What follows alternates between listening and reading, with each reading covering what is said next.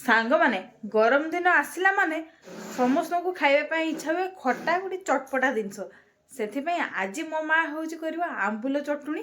तो आपण मानक मु देखी मो माँ केमती कर आंबुल चटुणी जोटा कि भुजा पखाल भात सबुथिरे खाइबा बहुत बढ़िया लगे और बहुत टेस्टी लगे पूरा खट्टा पूरा चटपटा बढ़िया सुंदर लगे। तो चलतु एबे हूँ मो माँ केमती आंबुल चटुणी कर आपण मानक मु देखी आपण मैंने देखिए घरे तैयारी करके खाइबे। तो चलतु आंबुल चटुणी कौन सब पड़ो प्रथम आपण मानक कहीदेवी। तो ये रहा आंबुल यहाँ हूँ आम घर तैयारी कराई आंबुल देखुन तो केते सुंदर आंबुल गुड़ाक होती। तो एथिरे हूँ पड़ो ये हूँ गोटे सुखिला लंका रसुण जीरा सोरिष आ स्वाद अनुसार लुण। तो एतिक आज तैयारी हम आंबुल चटुणी। तो चलतु चटुणी करवा एबे स्टार्ट करदबा।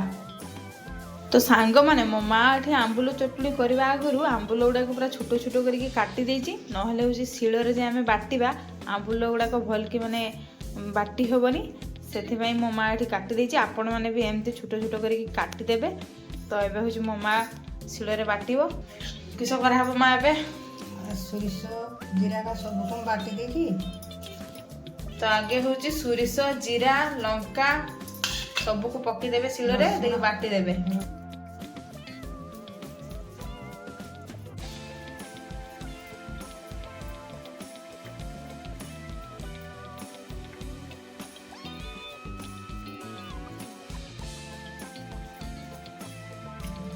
तो एबे हूँ रसुण पकईदवा आ स्वाद अनुसार लुण आंबुल भी लुण दिया होता है। तो आपण मैंने अल्प टिके लुण देवे।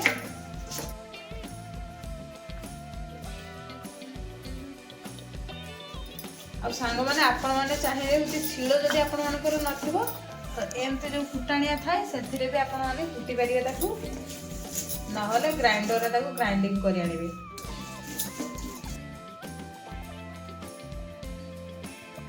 तो एबे हूँ पकईदबा आंबुल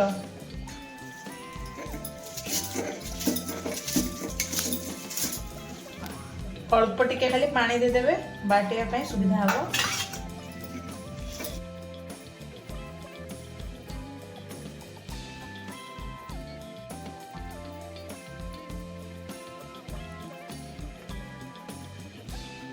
तो सांग माने एबे हूँ रेडी हो गला आंबुल चटुणी देखो केते सुंदर देखा खाइबा भी बहुत बढ़िया लगे बहुत टेस्टी लगे। तो आपण मैंने एमती आंबुल चटुणी घरे तैयारी करके खातु आ कमेंट करके कहतु केमती लगिला।